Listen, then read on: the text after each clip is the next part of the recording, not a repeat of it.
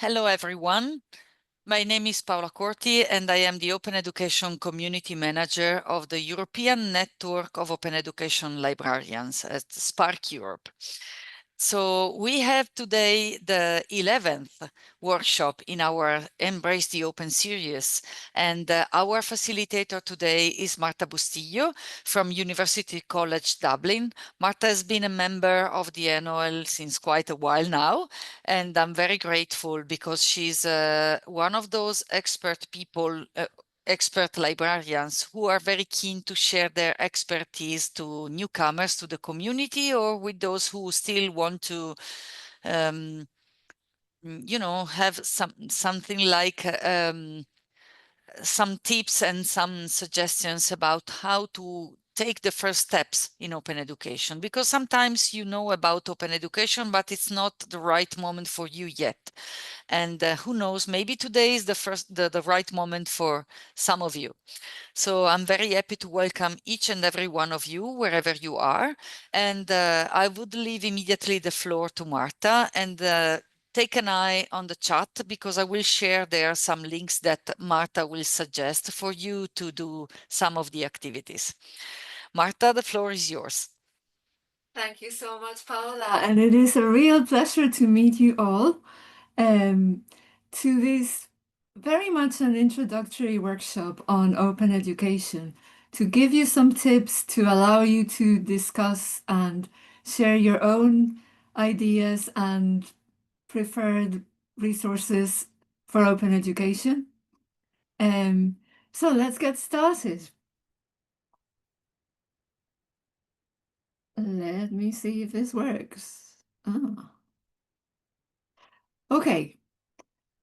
So yes, I am a digital learning librarian at University College Dublin, and I have the digital literacy lead. I am an OER advocate. I try to create everything I create for my digital literacy materials as close as possible to OER. But as you know, that sometimes can be a little bit difficult. It depends. And we will talk about that today. This is the plan for today. We will look a little bit at OE, Open Education Librarianship in general, at criteria to help you identify OER collections, some practical approaches, including a little bit about using genAI tools and looking at Creative Commons licenses. But also, really what I want you to take away from this session today is what opportunities do I have as a librarian to contribute to open education? What is in my hands to do? And what am I interested in doing? So let's get started. This is the kind of the learning outcomes for the workshop. I hope by the end of today, you will know how to select criteria that can help you identify high quality OER collections, apply some practical approaches, identify the most appropriate Creative Commons licenses for the work that you want to do, and reflect on ways to contribute to open educational practices as a librarian. Okay, but first, I want to get a sense from you about what your role is in open education now, if any. If you don't have any role, let us know. But if you have more than one role, please submit a separate entry per role. So I'm going to come out of this presentation for the moment, and I'm going to share the answer garden so that you can look at it. So let me do that first.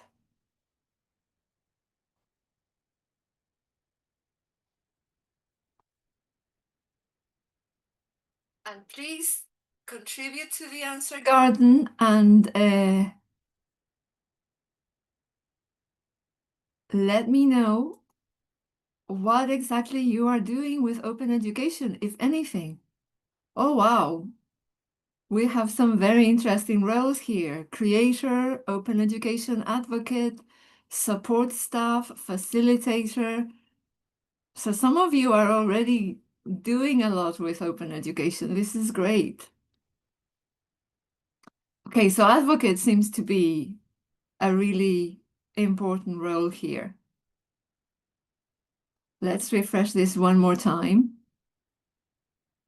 Coordinator, promoting in the library. Community member. Fantastic. Working group chair. Working groups are really important in libraries for creating open education initiatives. Okay. Yeah, so I can see that you already have several of the roles that I'm going to cover. So you will have an opportunity to reflect a little bit more deeply on your current role. Let me now go back to my presentation and go back to the slideshow. Okay, for some of you, this will be stuff that you already know, but I am trying to be as introductory as possible, but also to give you a chance to reflect on what you can do. Okay, so let's start with the basics. What is open education librarianship? The first thing I want to do is direct you to the ENOEL Open Education Learning Path, which is an infographic that allows you to look at the different areas that librarians can be involved with in open education. And the infographic provides interesting links to resources that will help you upskill in open education. So this is one of the first things that I wanted to point you in the direction of. This is what the European Commission says about open education. It's a way of carrying out education in digital form, which offers multiple ways of teaching and learning, building and sharing knowledge. So we all know that digital technologies are not accessible for everyone. So this is one of the things that we have to bear in mind when creating open educational resources. But at the same time, for those who can access the digital resources, open education provides immense opportunities for rethinking how they teach and how they learn.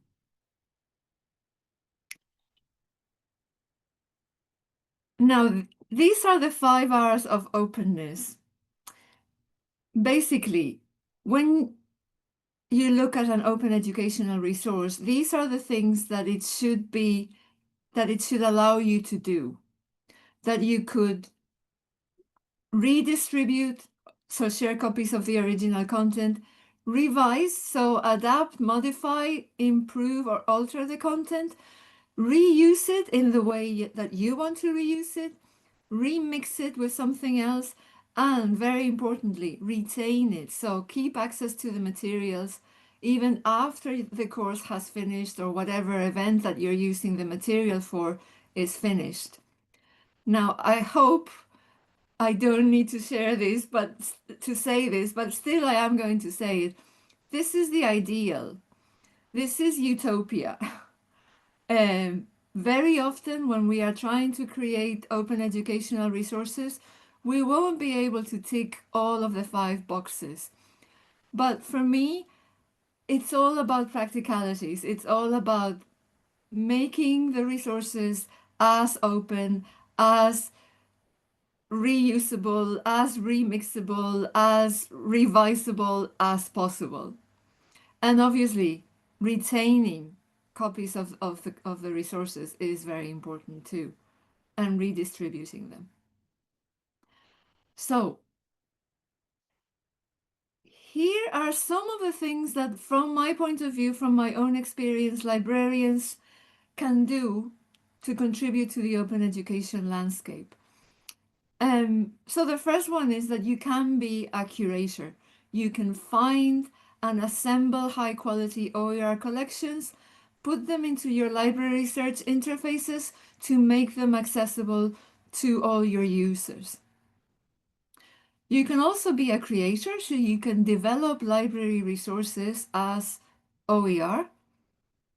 You can facilitate, so support staff and students in their creation and use of open educational resources, and very importantly, champion open education within your library, within your wider organization, and in the wider landscape. If there are other roles that you know you are carrying out at the moment that I haven't included here, let's discuss them later during our Q&A session. Okay, here are some criteria that will help you identify high quality OER collections.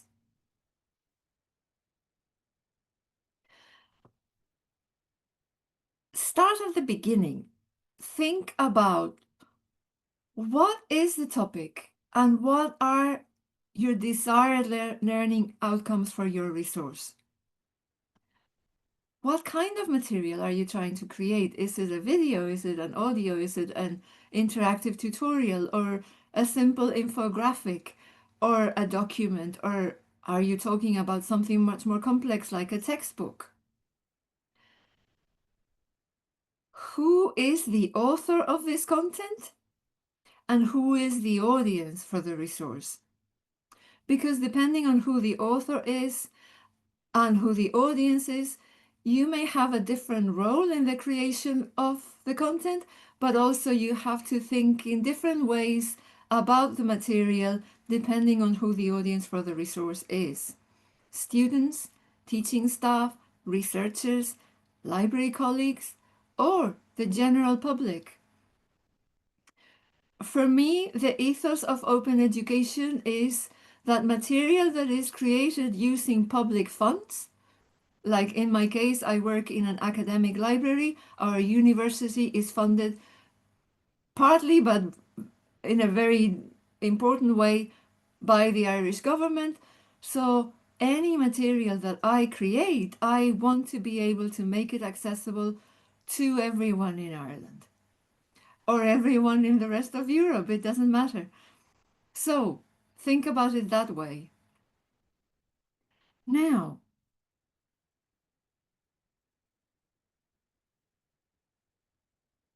don't reinvent the wheel.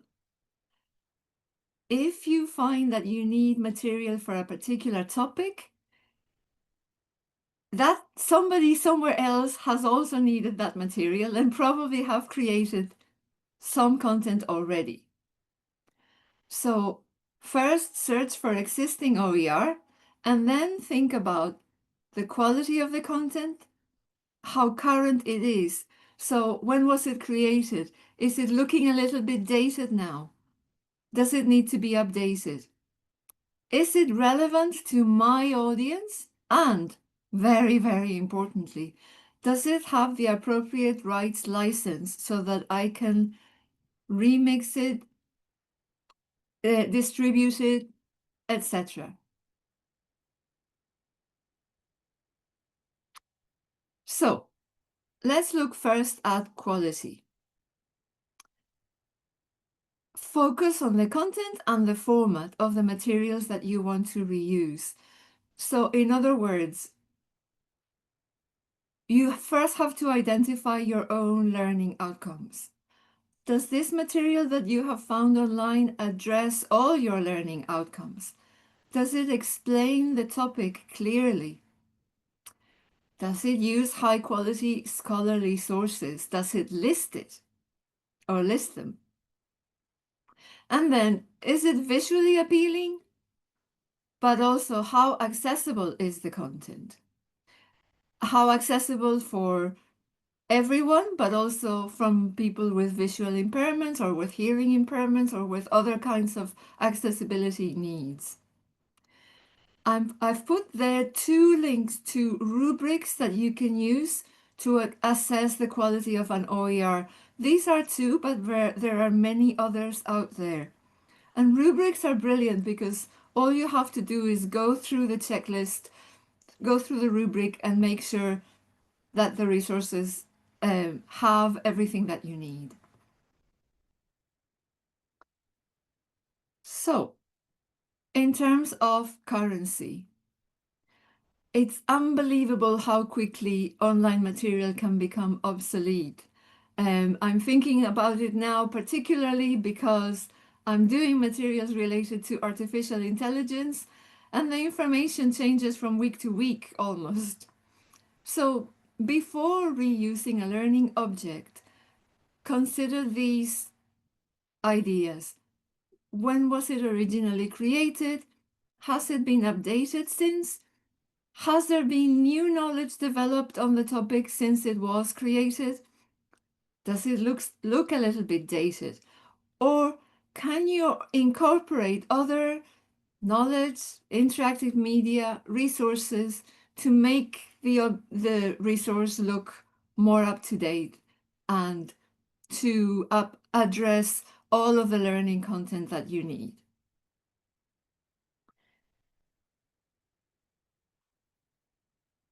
So,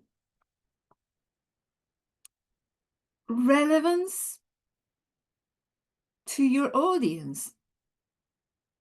And you have to think very clearly about your audience's diverse needs. And this is something that you need to be very serious about, because if you're creating material that is for students in a particular course in your university, their needs are going to be different to if you are creating material for the general public. And I'm going to show you in a little while a resource that we created in University College Dublin for the general public. And so you need to think about the relevance of the content, and particularly the language that you use to explain the content very differently depending on your audience. Does it incorporate the principles of universal design for learning? If you're not familiar with universal design for learning, there's the link. This is a very important point, because if you are creating a resource for a particular type of user and it is too introductory or too difficult, they're not going to engage with it. So think very carefully about who your users are going to be. What level of existing knowledge can you assume from your users? What level of understanding of the language within the discipline you can assume? These are all important things. And then, of course, is it culturally appropriate?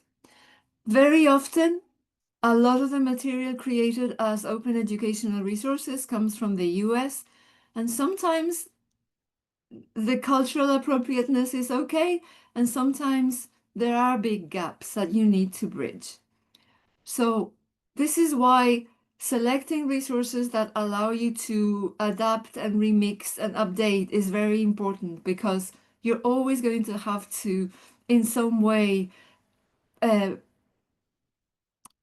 update it or change it so that it is more relevant to your own audience. Okay, now let's see. And this is where the rights license is very important. A lot of the open educational resources come with Creative Commons licenses, which we will talk about it later. But you always need to consider exactly what the license allows you to do. Can you revise the material? Can you reuse it? Remix it with something else? Are you allowed to retain a copy and redistribute it? And what type of attribution is required when you apply your own Creative Commons license? Can it be used for commercial purposes? And sometimes the commercial issue is a massive issue because you may not want your resource to be reused by, a very rich corporation. But if somebody wants to use it to embed it into their own website, that may also be considered a commercial purpose because the website may be commercial or because the platform that hosts the website may be commercial. So you need to think about that too. Okay, here are some examples of OER search tools. This one comes from Germany, is the OER search index, and it allows you to search for OER in many different languages. This one is probably more known to you, OER Commons. It's very widely used. It comes with a little bit of a warning because sometimes some of the materials haven't been updated for a while. That's the risk that you run.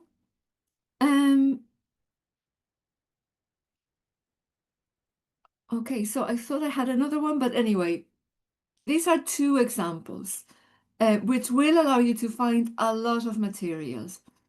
Okay, so yeah, OER Commons and Merlot. Merlot tends to be, in my experience, more up to date for some reason.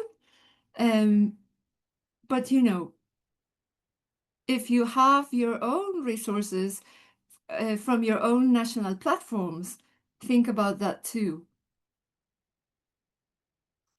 Okay, so let us now get to the very practical approaches. Because you need to start with planning, and sometimes useful tips are more important than very lofty ideals about what you want to create. Okay, so content creation and pedagogy. And I'm talking from personal experience. When you're creating something, it is really good if you can include different perspectives into the topic. Collaborations are a great way to ensure that you embed into your resource a variety of viewpoints and really good quality content. And when I talk about collaborations, it could be anything. It could be library colleagues, it could be academics in your own institutions if you're working in an academic institution, but it could be communities of citizen scientists or the general public. The thing is that collaborating in that way brings you huge benefits. It gives you a better understanding of the needs of users of the resource. It could even give you greater accessibility and inclusivity because you're seeing the different potential types of users of your resource, and it allows you to think better about how to serve their needs. And obviously, greater level of expertise when creating content. There are, of course, some challenges. You need to know how to collaborate as a group and manage potential power imbalances. I have done a lot of work with student partners in working on open educational resources. And even if you don't want to, there is a power imbalance there. And you need to manage that very sensitively. Give people ownership of their own material and ownership of the tasks that they need to carry out. You need to give access to technology and software for all collaborators. And then you need to ensure quality and consistency of content. And for that, make sure you have a really competent editor. That is an invaluable thing to have, and sometimes they're very thin on the ground. So, okay.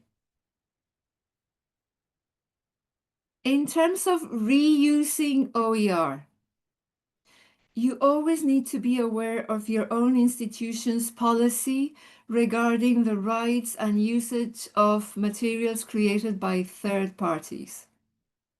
Are there restrictions created by your own legal team in your own institution?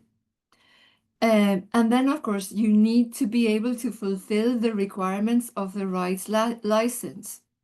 So, for instance, if you find a resource that you think is really relevant to what you want to create, but the license requires no derivatives, is this the right resource for your needs? Are you truly able to share alike? These are all things that you need to consider, because eventually you will always be restricted by your own institutional policies. But also, if you want to reuse material, you need to be faithful to the wishes of the original creator of the material. So those are some of the things that you need to consider.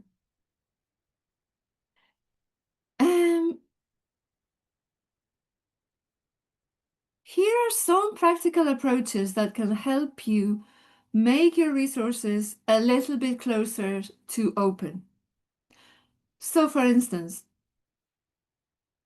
if you're creating material that's going to be used within your own institution's virtual learning environment, that's great because it gives access to your own institutional community.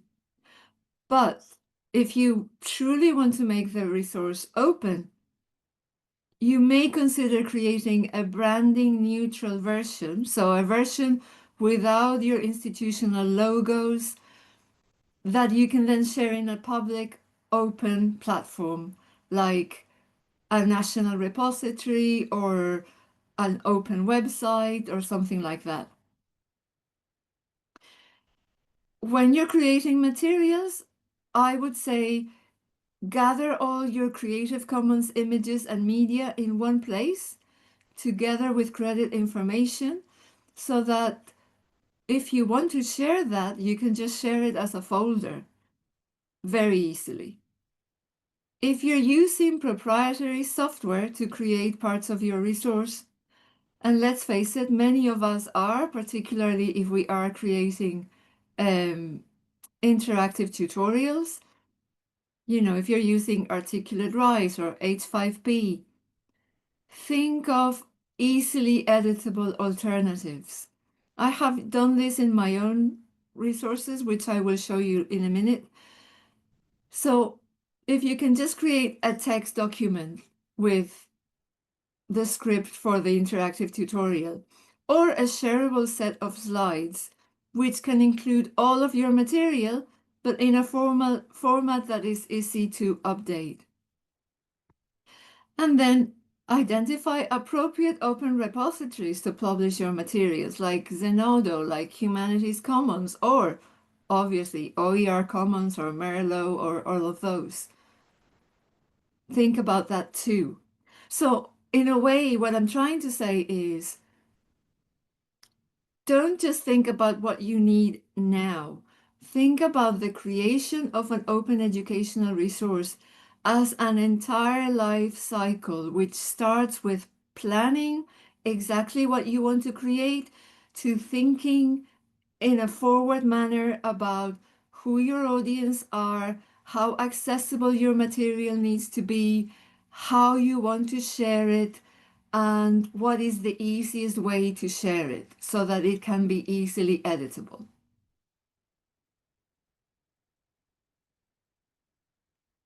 Let's talk a little bit about AI tools. Because I know we are all dabbling with AI. As a colleague of mine said recently at a conference of Irish librarians, we're fumbling our way through it. So Here are some potential uses that I can see for genAI tools in OER creation. The big one is accessibility, creating alt text for images, multilingual translation, etc. Brainstorming for content, even assistance with structure, image, graphics, media creation. Any others?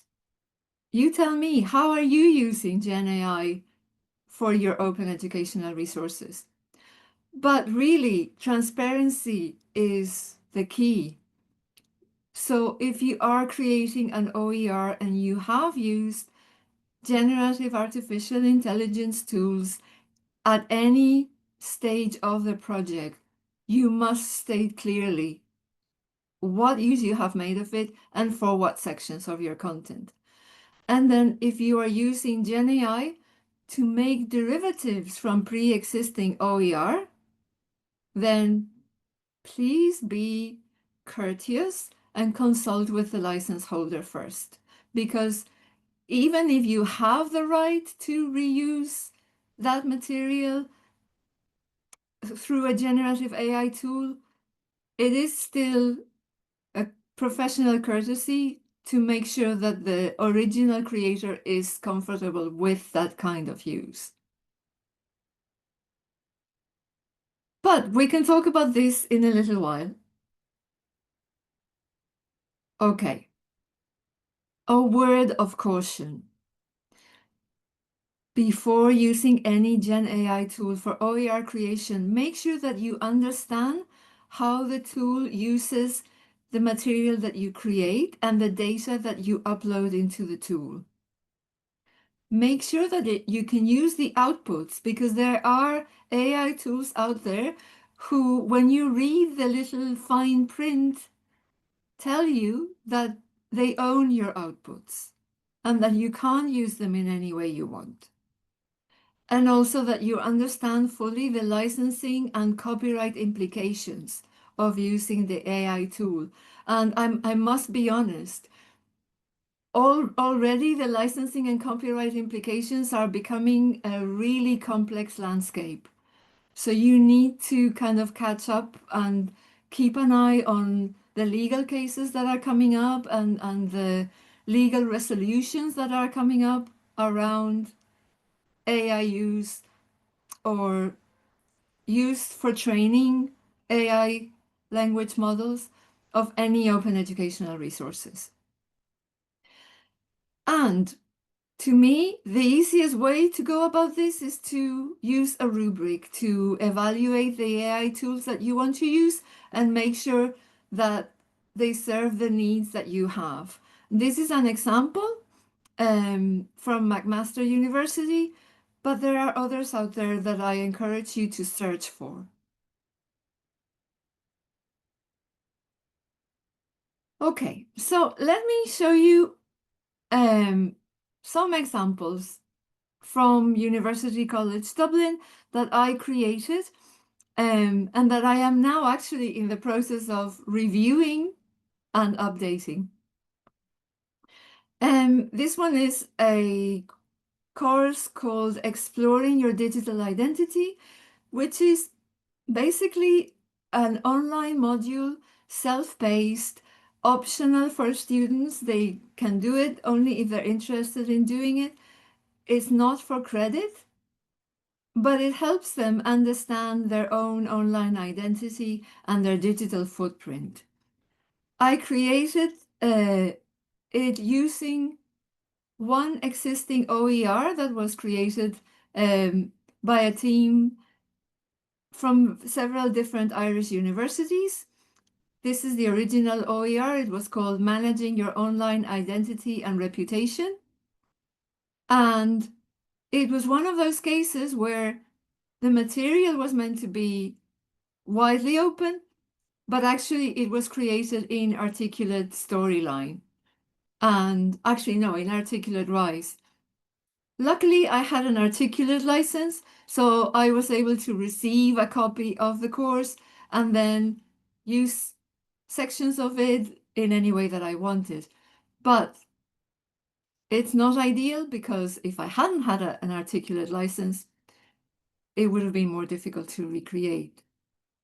But using the existing OER, we created two brand new interactive tutorials because the existing one was too long and we wanted to create something that was more bite-sized that the students could do in little snapshots. So it had a Creative Commons CC BY NC license. We were able to share the materials publicly by one of our library guides, and anyone can access this library guide and download the materials. And then we created branding neutral articulate RISE tutorial files.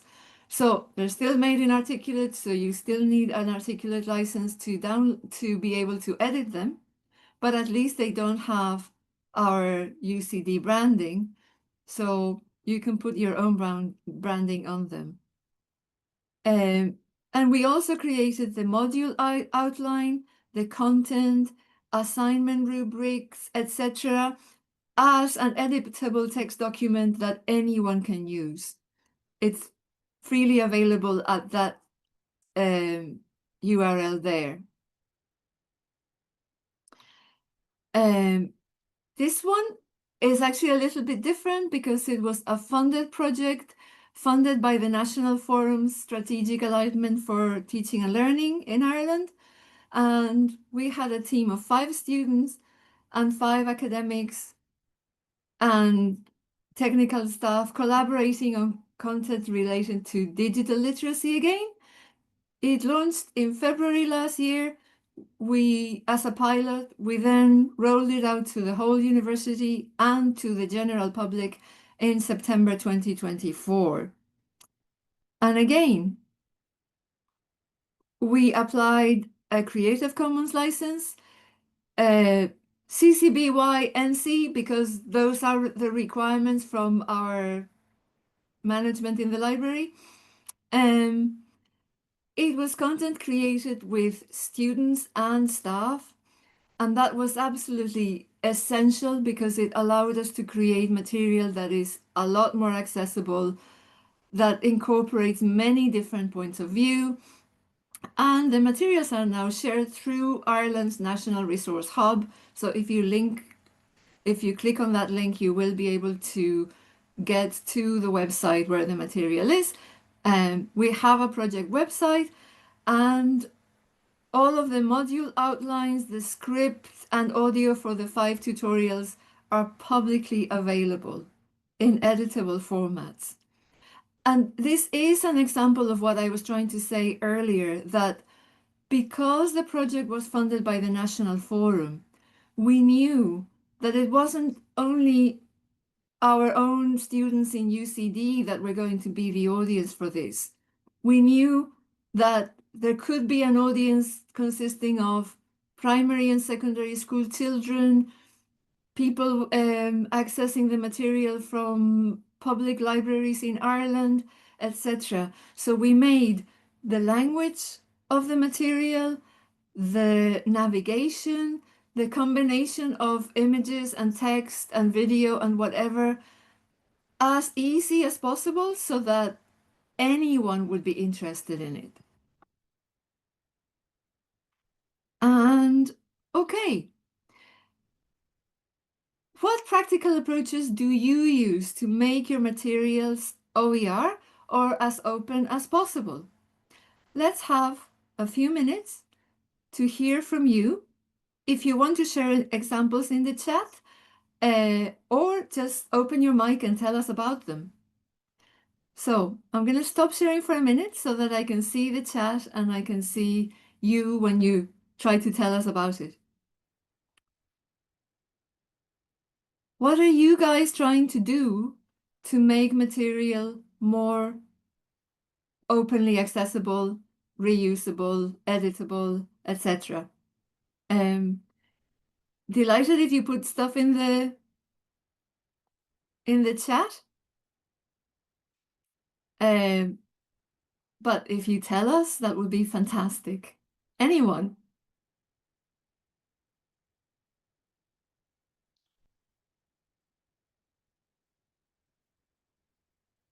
Do you have specific strategies that you use to make your own materials more available? Or have you participated in a really cool project that has allowed you to get closer to that ideal of the 5 R's? Gonna give you a minute to think about it.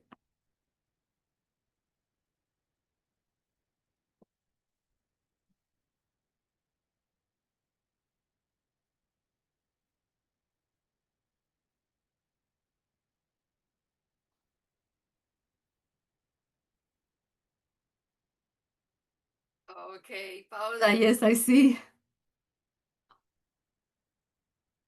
Yes, and this is something that I always have to kind of discuss with my colleagues in the library because everyone understands open access, but very few people understand open education.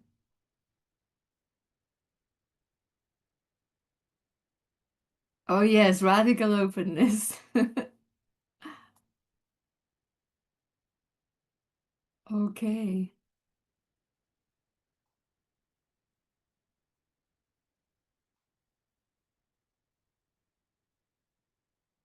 Anybody else?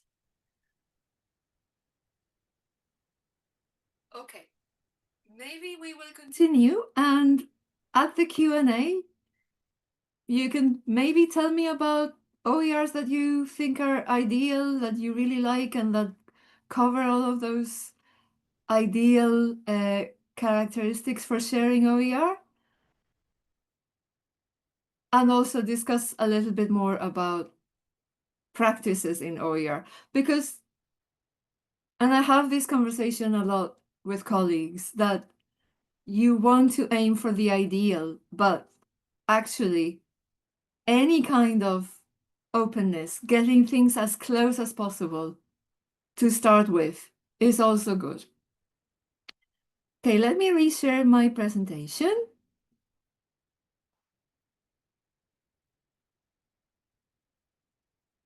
So let's start the rights discussion.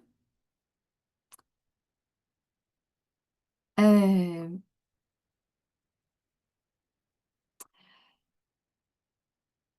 don't know how familiar you all are with Creative Commons licenses. These go from just attribution, which is the CC BY, to attribution share alike, attribution non-commercial, attribution non-commercial and share alike, attribution and no derivatives, attribution non-commercial, non-derivatives. So CC BY is the most open. It allows you to do a lot with the material. CC BY NCND is obviously the most restrictive. So as I say, the right license makes all the difference, and it makes all the difference both from the point of view of what materials you can reuse and also how your own material can be reused.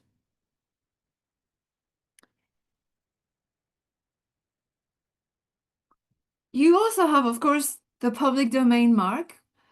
These are works which are free of copyright, either because the copyright has expired, so this is the public domain one, the copyright has expired, or that basically the copyright owner has decided to make the material in the public domain. And CC0 is the same, that somebody has created something and they have dedicated their work to the public domain. Now, they are not legally enforceable, but it does help users to surface materials that are in the public domain.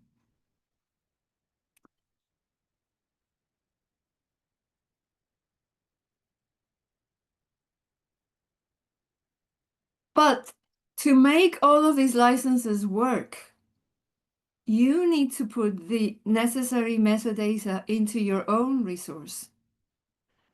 The basic is title, author, source, and license.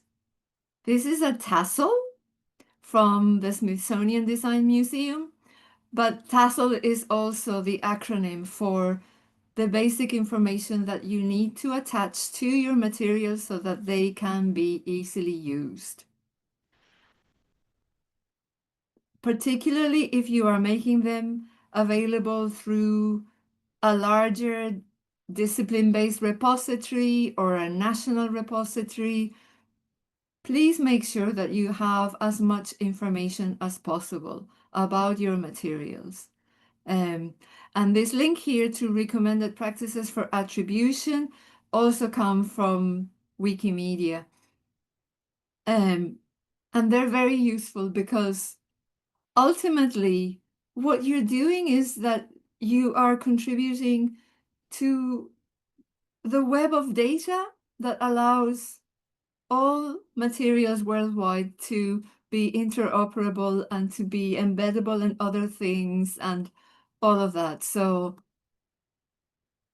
make sure that your metadata is clear and has the relevant information. And again, let's talk a little bit about Creative Commons licenses and genAI. There is a common misconception that applying a particularly restrictive CC license will stop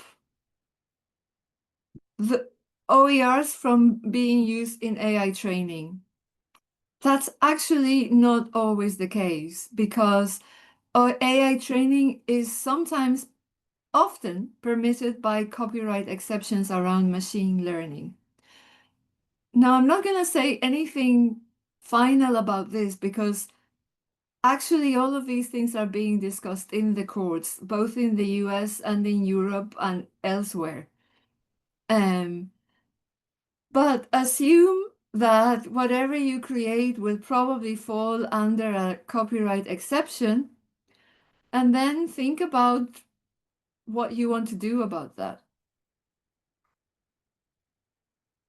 And keep an eye on the upcoming Creative Commons Preference Signals Framework, which in theory will be published at the end of this month, where people who apply Creative Commons licenses to their work can also apply one of the preference signals to decide whether to signal whether they are happy for their materials to be used for training of AI tools or not. Again, it will not be legally enforceable, but it's surprising how much the kind of community and social mores of the Creative Commons community enforce preferences in general. So we'll see. Watch this space. Keep an eye on the Creative Commons blog because there's a lot of material there around Creative Commons licenses and genAI. And the landscape is literally changing by the day, one legal case at a time.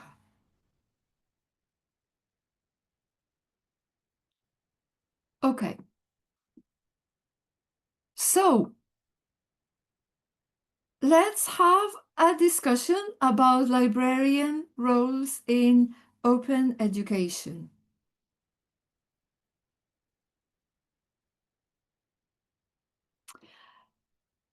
And as I said earlier, these are the roles that I have seen librarians involved in when it comes to open education.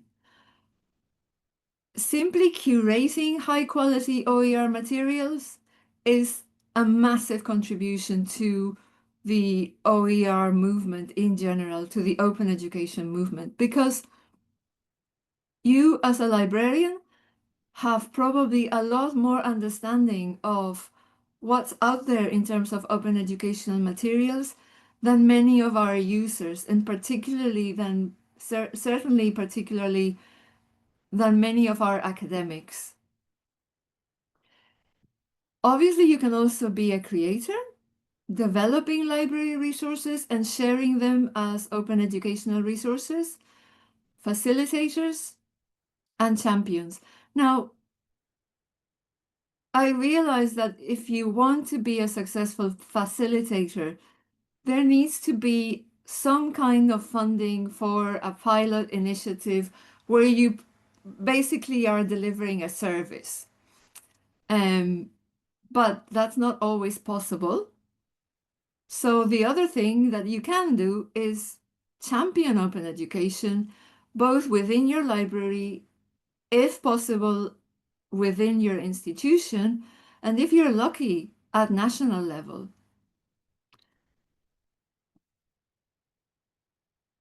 Some of you have been telling me that you are chairs of open education initiatives, that you have been facilitators, that you have been champions, that you have been promoting your material. What other things have you been doing? Okay, this is where we stop sharing and have a little bit of a discussion.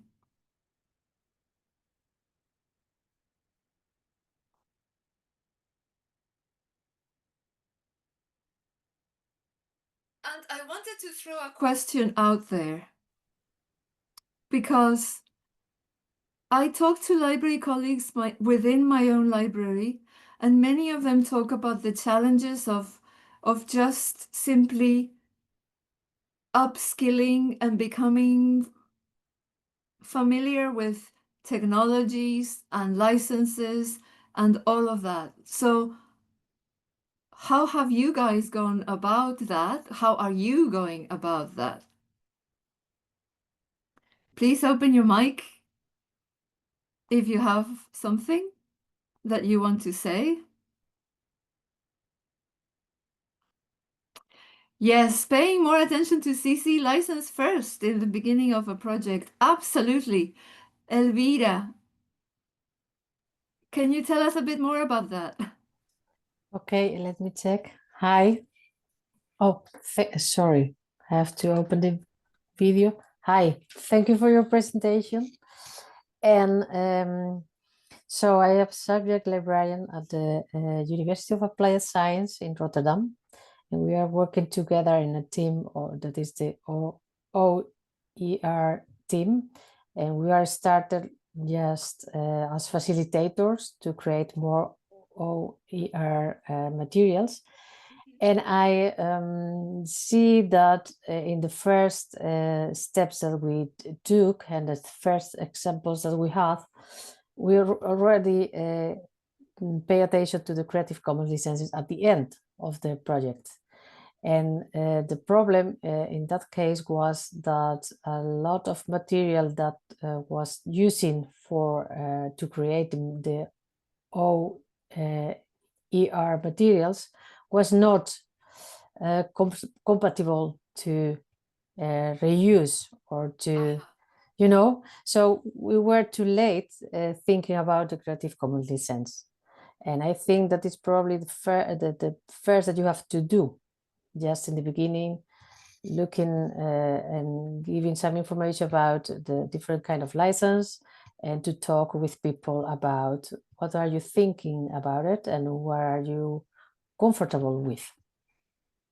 Absolutely. And this is why I talked about planning as a kind of holistic process, because unless you understand how you can share the materials that you want to create in the first place, and it's unavoidable, you have to think about whatever license you are going to apply.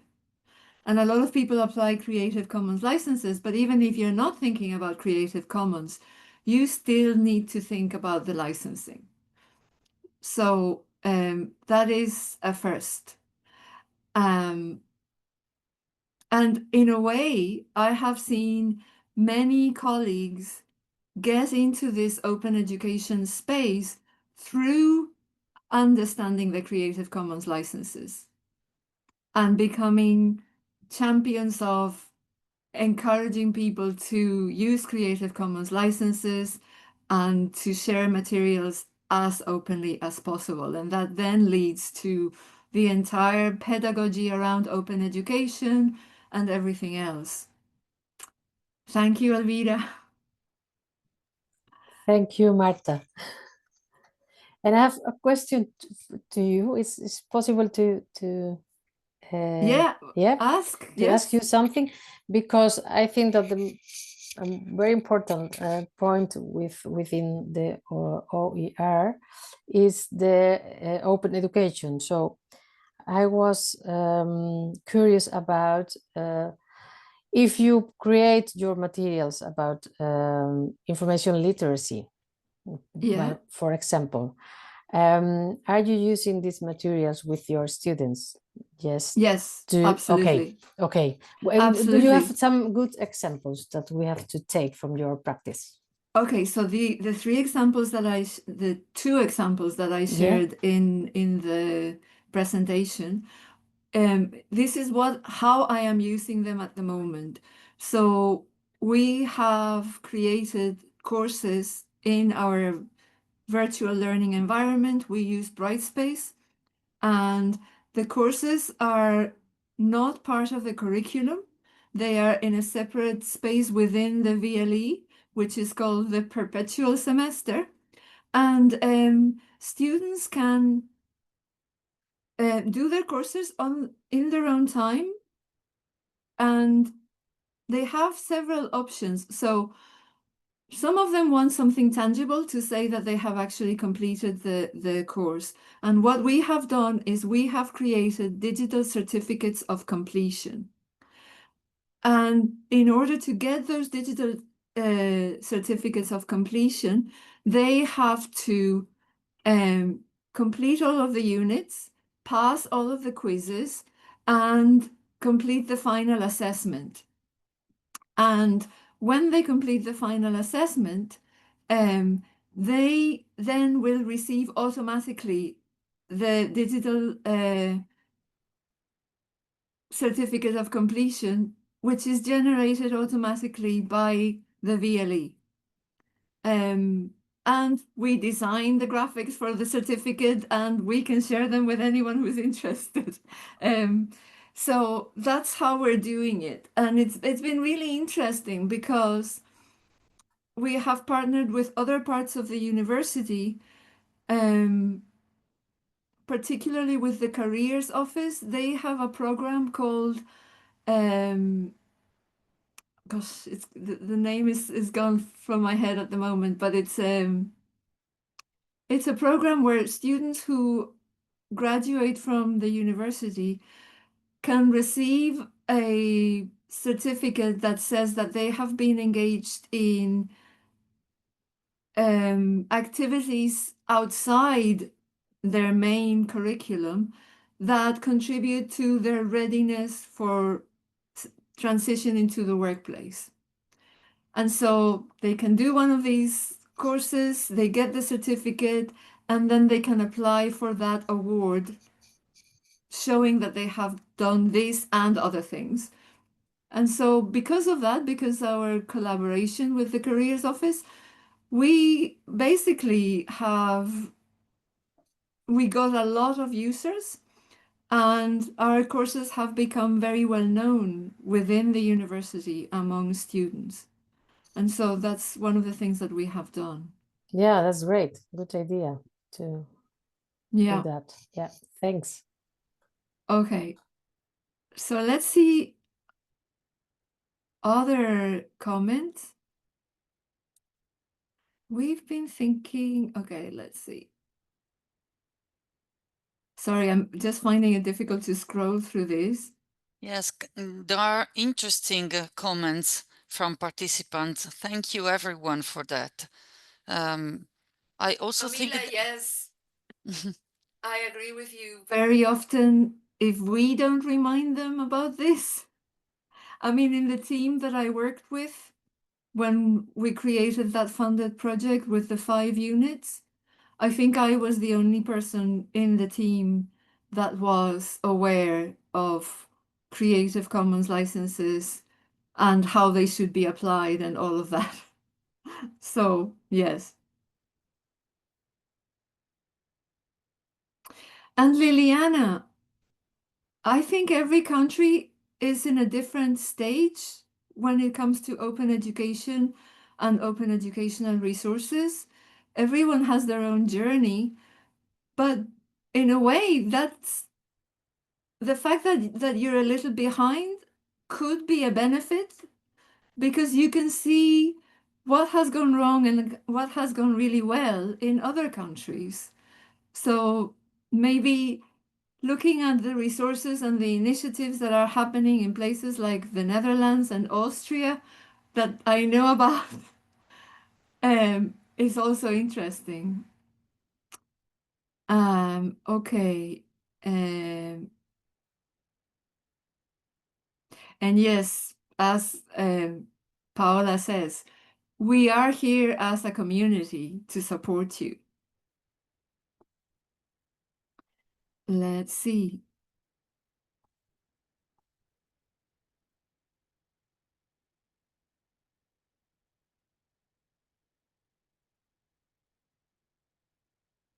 Charlie, yes, about enhancing the services you already have. I think this is the thing, that you have to acknowledge the fact that this is a service and that you have to fund the service. So you need to kind of be realistic about what you can and cannot support within the services that you already have.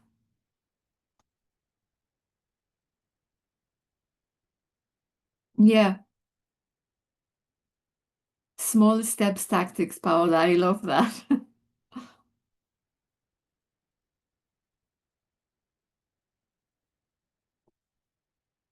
Yeah.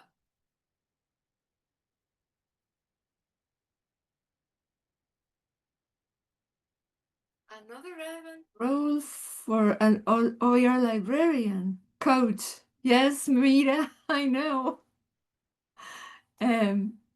But this is the other thing, that there are all of these different roles, all of these different things that you can do to support your potential users. But the biggest thing that you need to do, and you need to do it kind of forcefully in a way, is that you need to let your own direct managers understand what you have to do. So that if you are coaching staff on how to do this, you need to let your library management understand that this is what's required and this is what you're being asked to do. Otherwise, everything you do kind of goes under the radar and it doesn't get acknowledged. And I think acknowledgement of the effort that's required to roll out an open education initiative is key.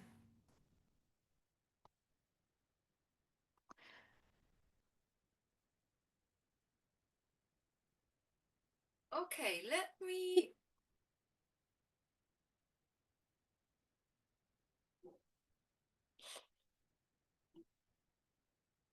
share this a little bit for a second,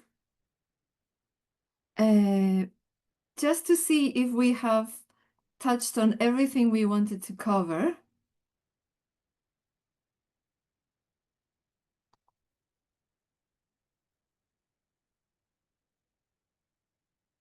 So we have seen how you are involved. Do you want to let us know in the chat or talk about what initiatives exist in your own institution, or if they don't exist, and why not, and what your obstacles along the way?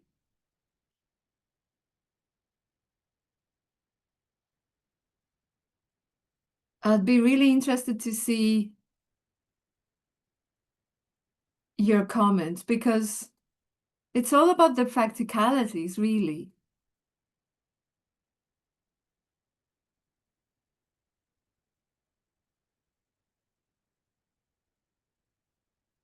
Yes, Camila, how they treat it, is it crucial or is it less important? And I think I've seen this in Ireland with the open access movement, that it wasn't particularly important and it was just a few of us kind of talking in the margins. until the funders decided that they wanted all articles and all materials funded by them open access. And then all of a sudden it became a priority within the university. Problem is with open education, there is an understanding that the funders want materials to be open access, but there's less understanding or less emphasis on materials actually being open educational resources. But I think that the tides are changing. I think that this will come because, you know, everyone, the big funders are requiring data sets, open access articles. Eventually, they will require that if you create a teaching resource out of the materials that have been funded, that you also share that as open educational resources. And we just have to keep pushing, keep saying to our academics, have you thought about an open educational resource?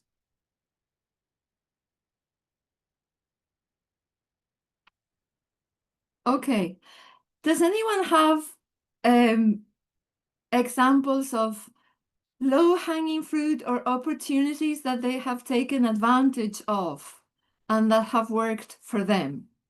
Because sharing it with everyone in this call is going to help your colleagues maybe apply the same tactics.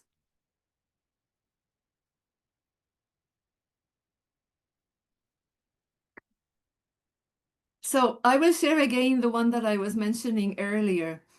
When we started the Open Education Initiative and the Digital Literacy Initiative in UCD Library, the Careers Office were trying to roll out this project, which was called the UCD Advantage Award. And the Advantage Award was a certificate for students who had completed other activities outside their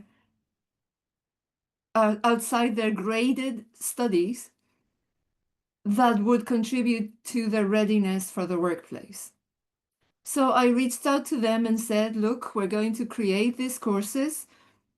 Is this something that you would want to list as something that your students can do to contribute to submit their application for their Advantage Award? And they did. And once they included it in their list on their website, it just took off. And it took off particularly because we have students in overseas campuses that never set foot in UCD, but that are part of the university. And for them, being able to do something that was online, self-paced, distant learning, and still apply for the award was really important. And it has been fantastic for us because then we have been able to get feedback from students all over the world about how the resources have helped them or not. So that's one really interesting thing that came out of that collaboration with the Careers Office. Anybody else?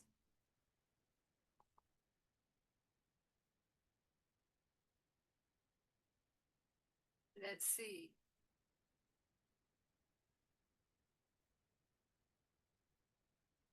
Yeah, I think you always have to start with a pilot project.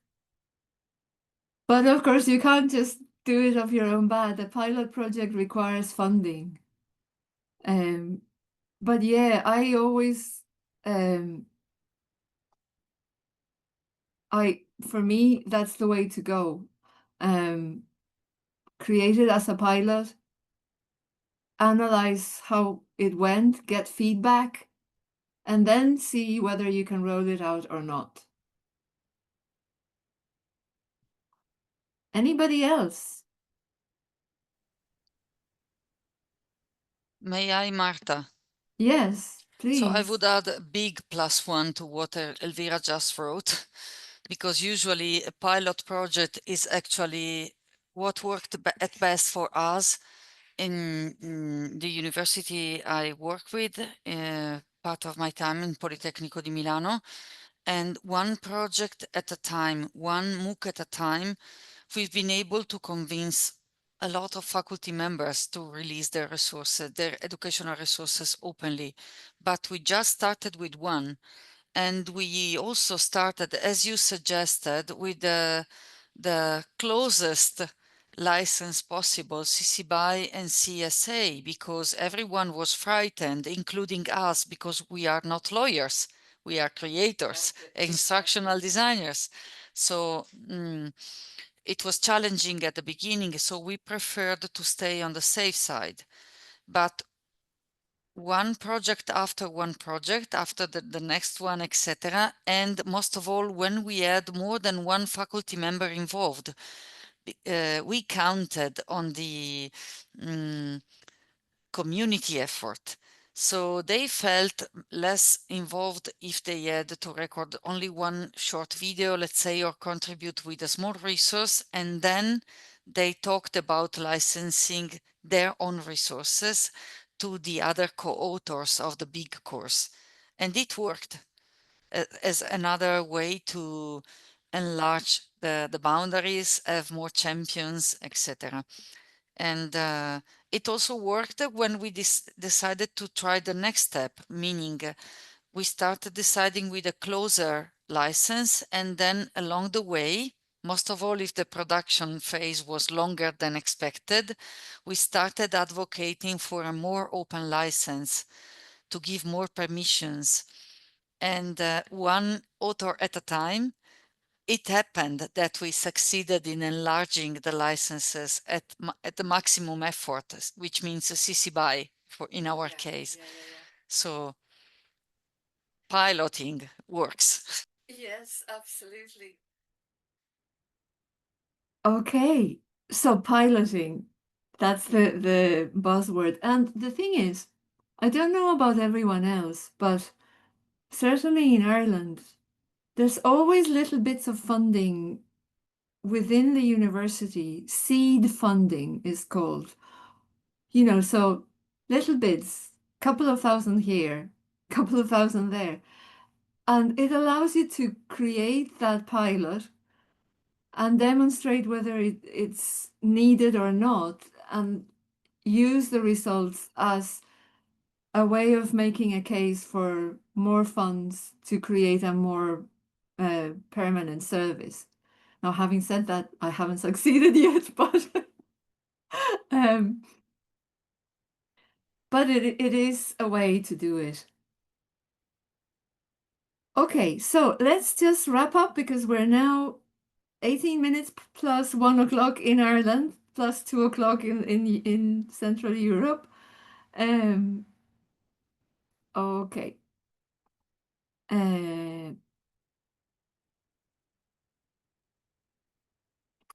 Let's see. Oh, yes, this is my favorite thing.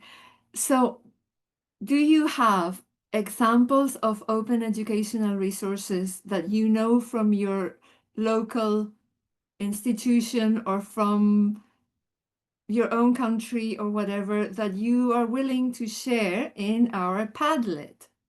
And I'm just going to open the Padlet in a minute so that you can see some of the ones that I've shared already. But it would be fantastic if you could put some more in there, because I think the more types of examples are there, the more you can get inspiration about what can be done, what's doable. So let me stop sharing for a minute. And let me then share the actual Padlet. Here it is. Okay, let me share that again.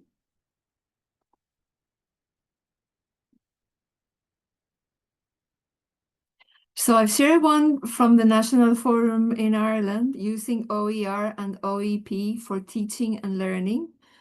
So OEP, Open Educational Practices, that's an actual online course that you can do. It's accessible to everyone. And these toolkits from the White Rose Libraries in the UK is fantastic. It has a lot of resources to help you think about what you can contribute to open education. This is an example created by a colleague of mine in the Education and Training Boards Ireland, which is our organization for further education for trades. And they created these Maths for Trades series, which are basically maths booklets for people studying different trades, electrician, plumber, carpenter, joinery, whatever. And they're super useful and they are available to everyone. They're downloadable by everyone and they can be edited and whatever. And of course, edu sources from the Netherlands, because they have so much. I mean, there are some countries that are so much further along the road that we can only become green with envy looking at what they do. But feel free to add your own resources. Let me see if I'm just going to refresh and see if anything comes up. If you know of something that you have seen from anywhere in the world that you think this is really helpful, really useful, then please add it. And add it whenever. It doesn't have to be now, but if you want to come back to the Padlet and add to it. Oh, Paola, that's lovely. Fantastic.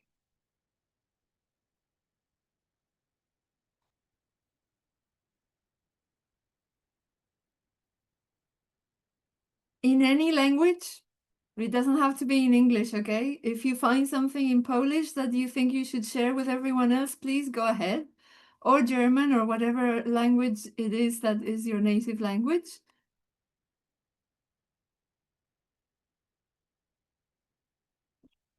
So while we do this, I wanted to say it's really fantastic to see so many new people joining this workshop. The ENOEL network is free. Anyone working as a librarian in an academic library in Europe can join it. I have found it to be an incredibly supportive community. I have learned an immense amount just from working on ENOEL initiatives and projects. They have helped me upskill in my own open education journey. So I wanted to encourage you all to get in touch with Paola and say, I want to join the network. It is a fantastic learning opportunity, and it's a very good way of having a network of people that you can tap into whenever you have an issue that you don't know how to resolve. Okay? Thank you, Marta, for that. We have some of our members in the room today, all of them very valuable, and I can only second the fact that it's a big, huge learning opportunity because everyone is really enriching the community with their own experiences. So just write me an email if you are interested. If you are a librarian, it is free. There is no need to participate all the time if you don't have that time. But the fact that the community is backing you up if you need any advice or if you need any suggestion is my daily experience since I joined the open education movement. And once I started working with the ENOEL members, I've been learning a lot from librarians. It's incredible. So thank you first for the work that you do on a daily basis and for being so organized and for supporting, oh yes, and for supporting creators who don't have your same skills but really need to make resources more findable, and you have those skills which are really key for the community. May I add a couple of things? I love all these resources that you have added. Oh yeah. It's fantastic, from Poland. And this one about librarians as open education advocates, of course, absolutely. Yeah. And the OpenStax, yeah, the free textbooks. We actually, that was, we, just before, oh, sorry, actually, maybe just at the beginning of COVID, we had an OER working group in UCD library, which then basically had to be terminated because there was so much other stuff that needed to be done during COVID that there was no. But one of the really good things that happened out of that OER working group was that we got our library system to incorporate all of the big OpenStax, open education resources collections from Canada and whatever into our library catalog. So they now show up when you search for a particular topic. So it's great. So I feel like even if nothing else, at least I had one impact, which was our library catalog now has access to all of those open educational resources, all those open textbooks.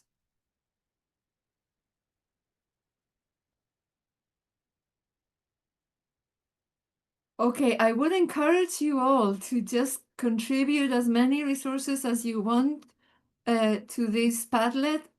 It's not going to be archived or anything. It'll stay there so that you can go back to it whenever you want to and check if there are any new resources. So I think we are probably nearing the end of our workshop. Yes, we have two upcoming workshops after this great one from Marta. And thank you, Marta, yes. for making the time and putting your efforts in this workshop today, which was really useful for me too. So thank you. We have Paola, two. let me share this so Yes, that please. they can see the dates, because I've forgotten about that. Okay, let me just share that. Okay, let me share the slideshow. Yeah, because Okay. thank you.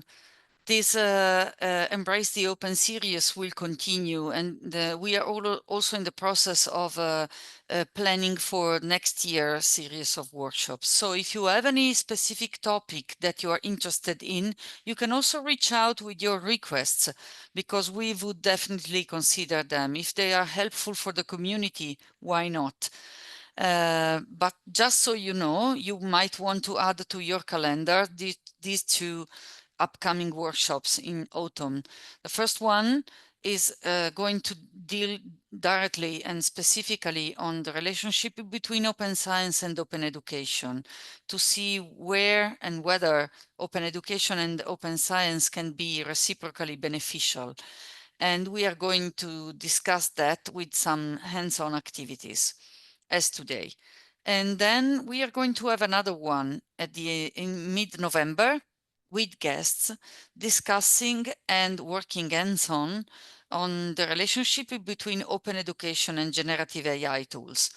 We are going to have as guests some teachers who are working with open educational resources and advancing them, changing them, interacting through them with generative AI tools, which is going to be interesting also given what Marta shared today and all the challenges that come with this kind of activities in terms of copyright, licensing, etc.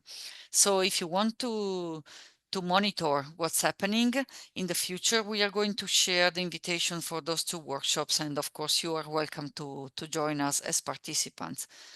And thank you for being with us today.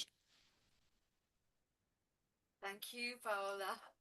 No, thank you, Marta. I think that we are finishing now, and I'm very happy to see so many new faces here, or so many new names here. And thank you for contributing to the chat and for adding your comments, which is really helpful for us moving forward. So thanks again, Marta, and congratulations for another wonderful workshop. Thanks, Paola. It's a real pleasure and privilege to contribute to the network.